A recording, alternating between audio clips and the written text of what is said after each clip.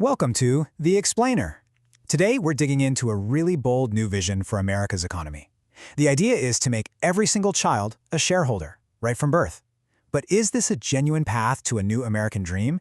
Or is it just another battle line in a country that's already deeply divided? Let's get into it. Just think about that for a second. What if every single child, no matter what family they're born into, started out with a financial nest egg already growing for them? That's the huge idea we're exploring today, a government-funded investment account for every newborn. The sources we've looked at all point to this major new government plan that's designed to do exactly that. We're talking about something that could fundamentally change how young Americans build wealth from day one. Okay, so it's called the Trump account, and according to the Treasury Department, this thing is meant to be the cornerstone of a whole new economic vision. And the goal, while it sounds simple, is actually pretty massive. Make every American a shareholder. So that's the big idea. But how would it actually work? What are the nuts and bolts? Well, the Treasury documents we've gone through lay out a pretty clear and ambitious plan. It all kicks off with this number, $1,000.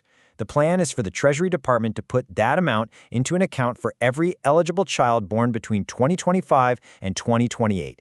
And that money gets invested right away into an index fund. And check this out. The long-term potential is, well, staggering.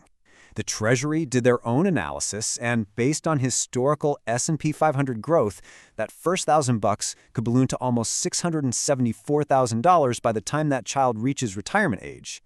But you know, that initial $1,000 from the government, that's just the start. The whole plan is built around 4 different ways to juice up these accounts. You've got the seed money, then contributions from family and employers, donations from philanthropists, and even extra top-ups from state governments. And to get more money flowing in from the private side, there's this thing called the 50-State Challenge, and it seems to be getting some traction. Big names like Ray Dalio and Michael Dell have already jumped in, and our sources say that about 20 states are thinking about creating their own top-up programs too. Okay, so that's the policy, but let's zoom out a little. How does this one idea fit into the administration's much bigger vision? We analyzed a White House cabinet meeting transcript, and it really paints a picture of what they see as a sweeping national success story.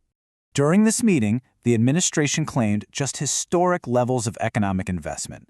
The president himself threw out a truly mind-boggling figure, over $18 trillion in just 10 months. He called it the largest investment any country has seen in the history of the world.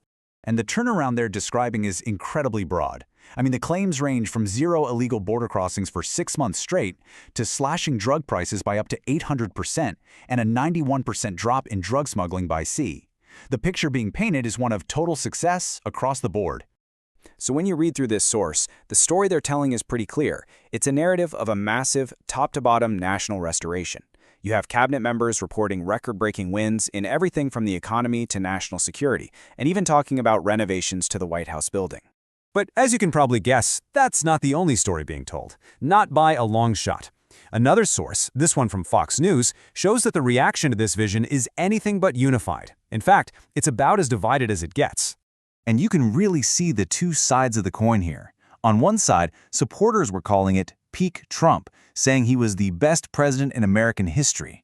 But on the other side, critics called the same speech the most divisive ever and said it was packed with outrageous lies. This quote, taken right from the source material, really captures that division from the president's own point of view during his address.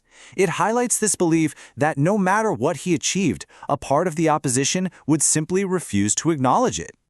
So what do you get when you put all of this together? Well, it paints a portrait of a country that seems to be living in 2 completely different realities at the very same time.